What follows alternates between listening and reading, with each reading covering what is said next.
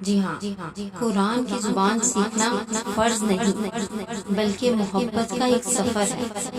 جب محبت بڑھتی چلی جائے گی تو پھر احساس ہوگا کہ میرے اور قرآن کے درمیان، یا یوں کہیں کہ میرے اور اللہ کے درمیان یہ ترجمان کیوں؟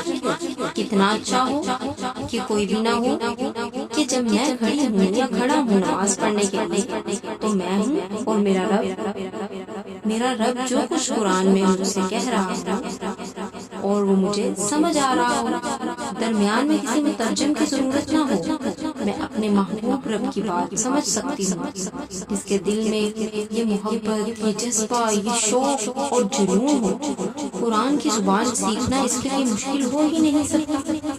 جب ہمیں اپنے رب سے شدید محبت ہو جائے تو زبان کی رکاوٹ ہم گوارا ہی نہیں کر سکتے۔